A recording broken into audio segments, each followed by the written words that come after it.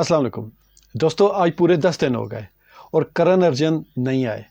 करण अर्जुन के इंतज़ार में चाय का आर्डर भी एडवांस में देती है। इंडिया पाकिस्तान में इन दिनों मीम्स का तूफ़ान चल रहा है, तो मैंने सोचा मैं भी अपने व्लॉग का जो इब्तिदाइया है वो हल्के फुल्के अंदाज में करूँ। तो कुल मिलाकर ये प्रोग्राम कुछ यूँ बनता है कि किसी तरफ बढ़ जाए। अब ये जो जंग का माहौल बना हुआ है, इसमें 3 फ्रीक हैं और तीनों ही बीच चौराहे में घंटे की तरह लटके हुए, जिसको हर आता जाता बजाया जा रहा है। मसला कुछ यूं है कि कश्मीर वाक़े के बाद इंडिया ने पाकिस्तान को धमकियां दे डाली। इधर से पाकिस्तान ने भी मज़ीद धमकियां जवाब शिकवा के तौर पर रिप्लाई कर डाली। और फिर उसके बाद क्या था, अवाम ने एक दूसरे पर जुगतों की बारिश कर दी। इतनी बड़ी टेंशन, उसको सीरियस ही नहीं लिया गया। लेकिन यकीन माने हालात इतने संगीन हैं कि दौरान जंग अल्लाह न करे हो गई तो किसी के पास भी, चाहे इंडिया हो चाहे पाकिस्तान हो, किसी के पास भी, किसी मीम्स बनाने वाले के पास कोई मिसाइल दूर भी आकर गिरा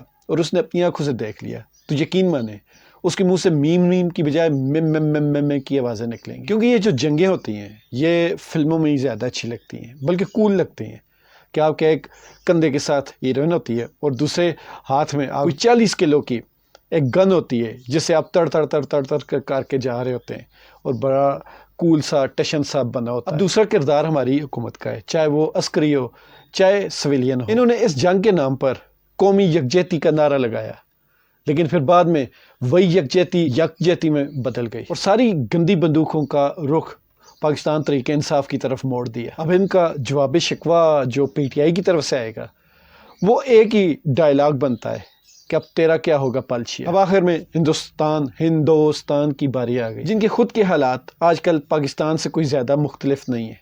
आजकल उनको भी अपनी जनता जनार्दन की तरफ से छत्रोल का, बल्कि शदीद छत्रोल का सामना है। पहले जंग की धमकी देने पर हो रही थी, अब अगर जंग न की तो मज़ीद होगी। तो दोस्तों, ये जो तकौन बन रही है, इस तकौन में आपको समझ आ गया, एक तरफ पाकिस्तान की हुकूमत है, एक तरफ इंडिया की हुकूमत है और एक तरफ दोनों मुल्कों की आवाम खड़ी हुई है। इन तीनों में से किसी एक की बजनी ज़रूर है। अब वो आने वाला वक्त बताएगा कि वो जंग से बजनी है या जंग ना करके बजवानी है। वैसे हमारे यहाँ अक्सर एक डायलॉग सुना जाता है कि कश्मीर बेच दिया गया, कश्मीर बेच दिया गया।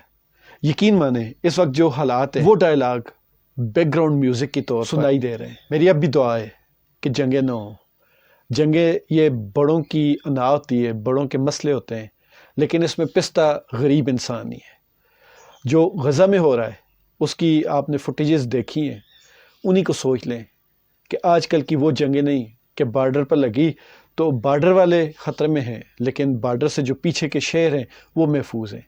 आजकल मिसाइलों की और जहाज़ों की जंगें, कहीं से भी कोई भी मिसाइल आकर गिर सकता है। तो दुआ यही होनी चाहिए कि अल्लाह ताला अमन वाली हमें ज़िंदगी दे और दोनों ममालिक के जो लोग हैं जो इंतहा पसंदी की तरफ माइल हैं, अल्लाह ताला उनको हिदायत दे और ये दोनों मुल्क जो हैं ये हंसते बसते रहें। पाकिस्तान जिंदाबाद।